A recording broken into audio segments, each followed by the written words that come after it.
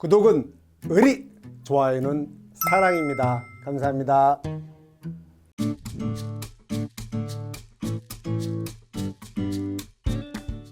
자, 이번엔 블루베리 나갈게요. 블루베리 이번에 새로 들어왔잖아요.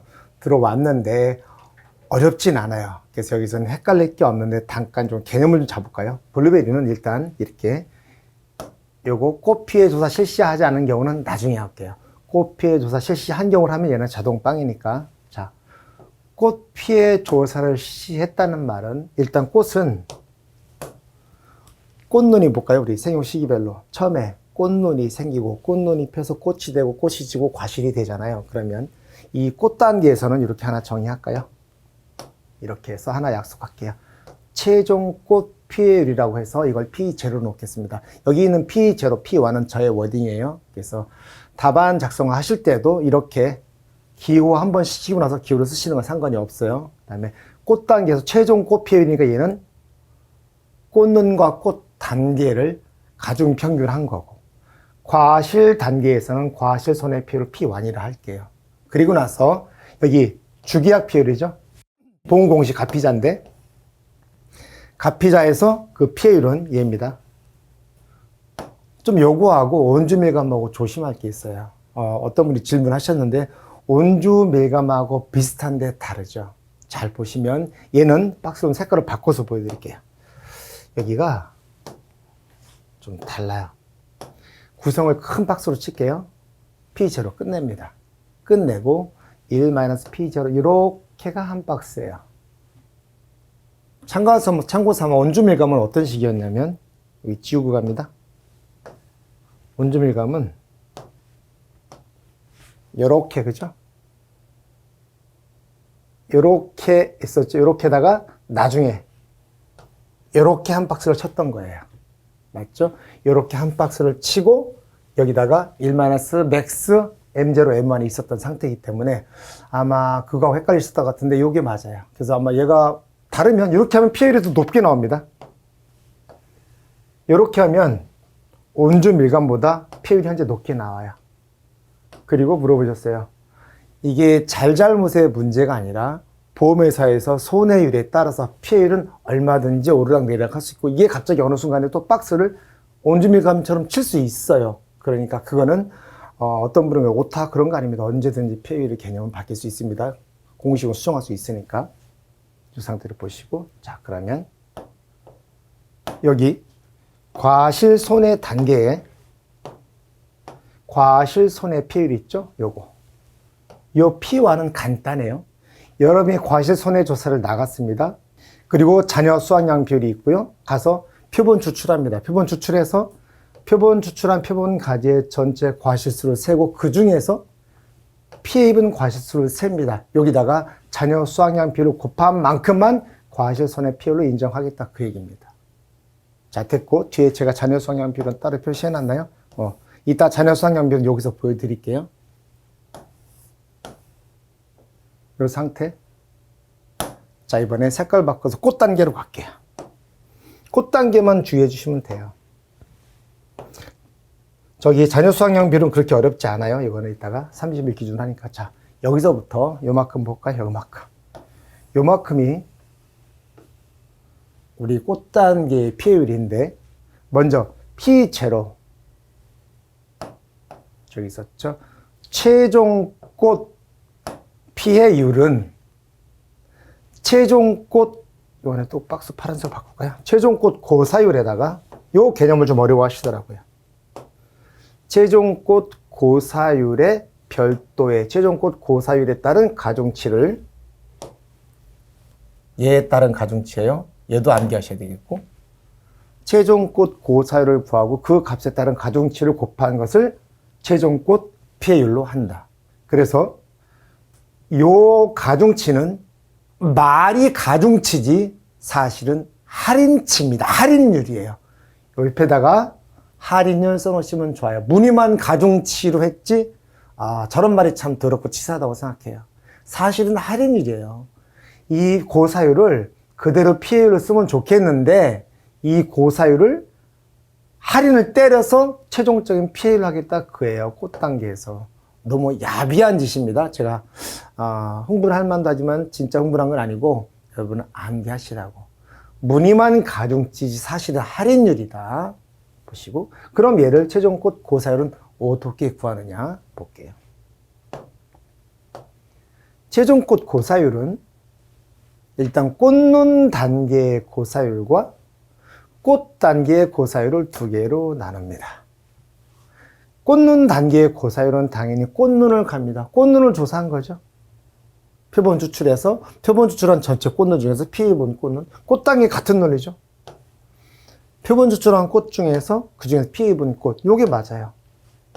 그래서 얘들은 이 단계에서는 피해율이라는 용어를 아직 쓰진 않고 여기서는 고사율이라는 표현을 쓰고 각각의 고사율을 요딴 식으로 꽃눈 고사율 플러스 1 마이너스 꽃눈 고사율에다가 꽃 고사율을 곱해주는 이렇게 가중 평균한 것을 비로소 최종 꽃 고사율로 한다.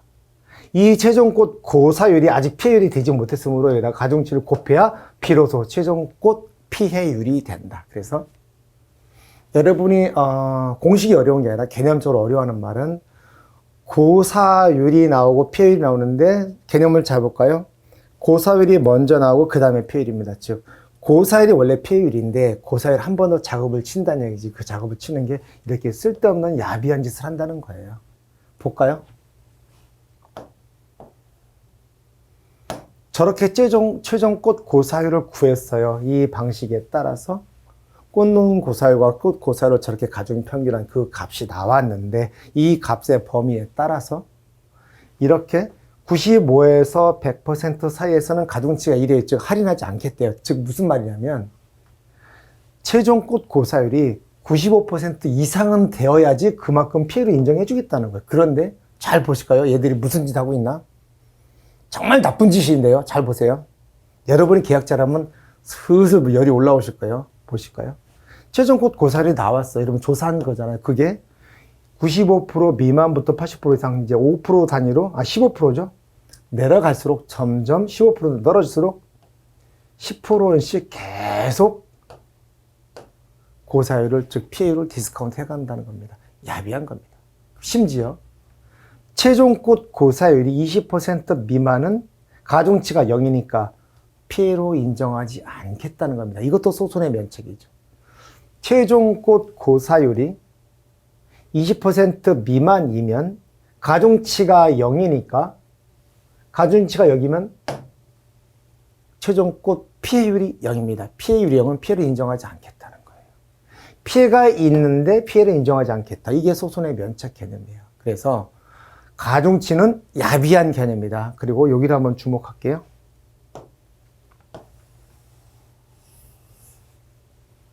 저 수평선 윗부분은 이렇게 10%씩 까고 내려왔고 수평선 아랫부분 고사율은 정확하게 15%씩 오름차순으로 가고 있습니다. 마지막만 여기만 5%예요. 그래서 이렇게 해서 암기를 꼭 해주시고 여기만 5%죠.